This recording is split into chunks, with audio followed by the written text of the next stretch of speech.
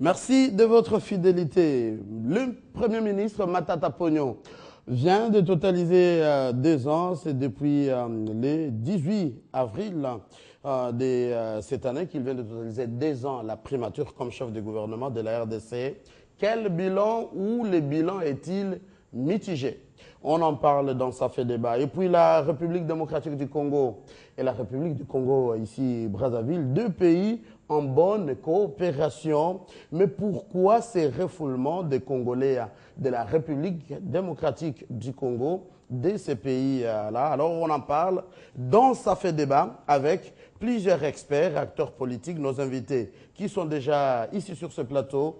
Norbert Yamba, vous êtes membre de la société civile en RDC, bienvenue. Merci bien. Billy Kambale Tchongo, vous êtes cadre de l'UNC, parti de l'opposition, bienvenue. Merci. Face à vous, Crispin Ngoï Tamboué, il est député national, élu de Rudek, il est de la majorité présidentielle, bienvenue. Merci. John Banzalunda, cadre de l'UNAFEC également, parti au sein de la MP, bienvenue. Merci. Alors, 2 ans de Matata, quel bilan, Billy Kambale, selon vous? Mais avant que vous puissiez répondre à cette question, on va suivre ces quelques réalisations à l'actif du Premier ministre Matata Ponyo. 18 avril 2012, c'est fait. Le chef de l'État a décidé. Matata Ponyo est nommé au poste du Premier ministre. Un homme réservé, mais très efficace dans son action. Il a fait ses preuves en tant que ministre des Finances. Est-ce un bon choix? Un choix responsable? La question est posée. Matata Ponyo est un symbole de l'équilibre des finances nationales et internationales. C'est l'homme de la TVA qui a su maximiser les recettes de l'État. Il assure vis-à-vis des bailleurs de fonds bilatéraux et multilatéraux, notamment les FMI, la Banque mondiale, mais également la communauté internationale qui atteste ses vertus financières. 2 années, un bilan est dressé. Le bilan peut être personnel ou structurel. Comme dans tout bilan, il y a des points positifs et négatifs. Les positifs sont les objectifs atteints et les négatifs sont ceux encore en attente. 2 années, Matata à la primature sous l'impulsion du chef de l'État, le pays est gouverné. Parmi les réalisations de son administration, on peut citer l'adduction en eau potable des quartiers Mikonga et Bibwa à Kinshasa, la construction de l'hôpital général d'Ankoro au Katanga et la réhabilitation des cellules de Guémena en Équateur.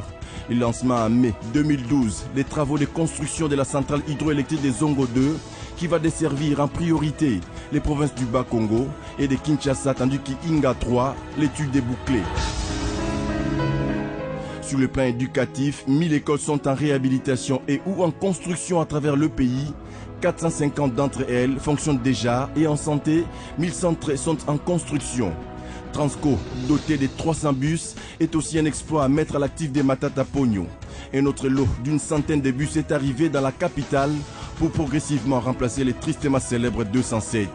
La réhabilitation des grandes artères est largement avancée et les routes des dessertes agricoles, résultantes des villages agricoles, aussi. En économie, on parle du maintien du taux d'inflation à son plus bas niveau depuis une dizaine d'années et de la stabilité du franc congolais. Les projections du comité des politiques monétaires de la Banque centrale du Congo ont tablé en mars dernier déjà sur une croissance de 8,2% à la fin 2013 et en 2014 à 8,5%. Cette croissance économique résulte notamment de la hausse des productions dans les secteurs miniers. La stabilité du niveau des prix et du taux d'échange contribue aussi à l'amélioration du climat général des affaires et à la promotion d'une croissance forte. Cette amélioration du cadre macroéconomique résulte aussi de la rigueur dans la gestion des finances publiques et de la bonne gouvernance qui ont permis notamment de renouer avec des ressources budgétaires propres dans les financements de nombreux projets sociaux et d'infrastructures sur l'ensemble du pays. La création du guichet unique pour créer des entreprises en un temps record. Cette opération coûtait à l'époque $3000 et exigeait au moins 56 jours. Aujourd'hui, $120 en 3 jours suffisent. Les résultats n'ont pas tardé. En 6 mois, soit de mai à septembre 2013, déjà 836 sociétés et établissements ont été créés. Au plan sécuritaire, des avancées sont constatées grâce notamment aux efforts du gouvernement avec l'appui de la communauté internationale sous le leadership du chef de l'État qui a fait montre d'une diplomatie agissante, laquelle a permis d'engranger nombre de victoires surtout militaires. Malgré ces réalisations, il reste encore beaucoup à faire et le chef du gouvernement en est conscient. Du moins, on l'espère.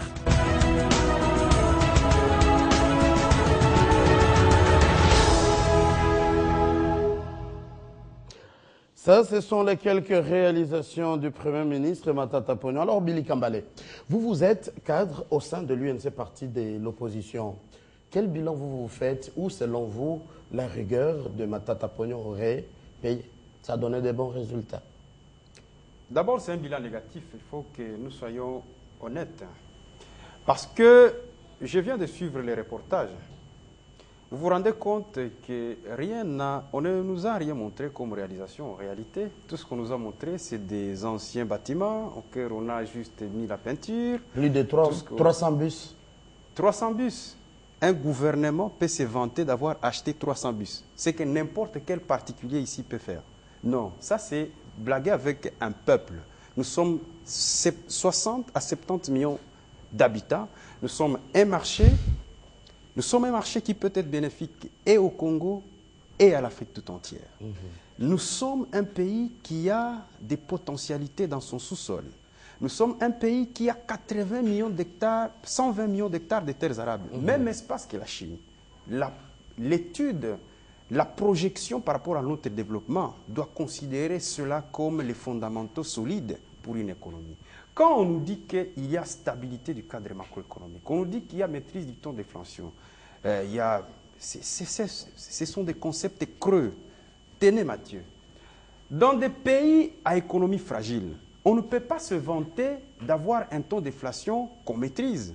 Parce qu'en économie, vous pouvez demander même aux spécialistes de l'économie, ils vous diront qu'il y a aussi l'inflation du développement. Ça veut dire, on peut même passer à la planche à billets, mais l'argent est investi dans les secteurs productifs.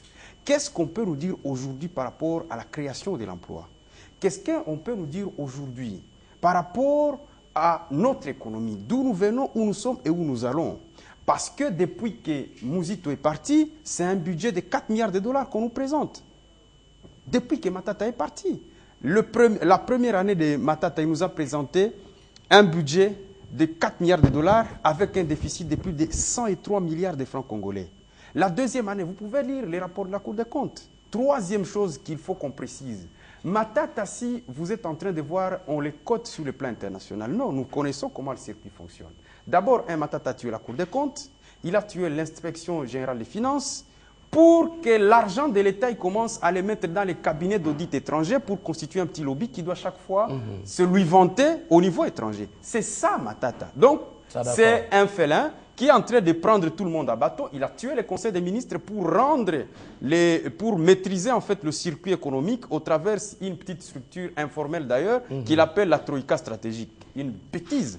Ce qu'il faut faire, il faut que le gouvernement prenne des mesures sérieuses pour permettre à notre économie de quitter l'informel, de quitter cette économie de pacotille, de quitter cette économie sous perfusion pour devenir une véritable économie de développement au service du peuple congolais. Crispin, vous êtes député national. Est-ce votre lecture? D'ailleurs, vous êtes contrôleur du gouvernement. Vous savez, Mathieu, la première des choses, je dois saluer un peu les téléspectateurs, parce qu'il y avait un beau bout de temps qu'ils ne m'ont pas vu. C'est tout simplement les charges d'État qui n'ont pas permis que je sois permanent avec vous, mais je suis là toujours pour le servir. En ce qui concerne le bilan du gouvernement Matata, M. Matata, Premier ministre de son État, est en train d'appliquer la politique du chef de l'État, du président de la République, chef de l'État. Avec toute objectivité, rien que ce que nous venons de voir, il faut être animé peut-être de mauvaise foi pour ne pas reconnaître les avancées que ce gouvernement est en train de faire. Puisque nous sommes nés dans ce pays, nous avons vu ce pays évoluer, je suis toujours partisan de ceux qui disent que prenez l'ensemble des travaux exécutés, superposez-les là sur le temps et l'espace, de 1960 jusqu'à 1997, prenez-les aussi, les travaux actuels, de 2001 jusqu'à 2000, quand je parle de 2001, c'est-à-dire que c'est l'impulsion donnée par le président de la République. Il y a une certaine accélération, mais on... Non, prenez-les et superposez-les sur l'espace jusqu'à 2014. Vous allez vous rendre compte que l'espace occupé par chaque réalisation pendant les temps passés est beaucoup plus large que l'espace occupé par chaque réalisation aujourd'hui. Ça veut dire quoi? Que les efforts fournis aujourd'hui sont beaucoup plus élevés que les efforts fournis les années antérieures. Il y a beaucoup qui sont en train de se faire. M. Matata est en train de travailler, il est sous l'impulsion du chef de l'État, mais nous n'allons pas nous applaudir aujourd'hui. Pourquoi n'allons pas applaudir? Puisqu'il y a encore beaucoup à faire. Il faudrait voir d'où nous venons, où est-ce que nous en sommes. Puisque dans ce pays, il y a eu beaucoup de comptables se sont enrichis d'une manière informelle. Tout simplement puisqu'il n'y avait pas un système de contrôle. Maintenant qu'on a installé le système bancaire, et vous allez vous rendre compte que maintenant, même si quelqu'un touche le peu, mais il parvient quand même à les avoir. Et ceux qui étaient en train de s'enrichir gauche-droite, ils ne parviennent pas à s'enrichir. Et en plus de cela, il faut reconnaître quand même qu'il y a un adage qui dit quand les travaux publics vont, ou bien quand les bâtiments vont, tout va. C'est-à-dire qu'il faut voir quand même comment la valeur infrastructurelle dans ce pays est en train de monter. Si nous prenons tout simplement les réseaux routiers, même dans la ville de Kinshasa, il suffit seulement d'être absent de cette ville de Kinshasa pendant un mois. Quand vous revenez, vous oubliez. Il suffit tout simplement d'atterrir à l'aéroport. C'est arrivé pour moi-même. J'ai atterri seulement à l'aéroport, juste l'espace tout simplement de un mois que j'étais absent. Et il y avait lieu de se confondre et de croire que non.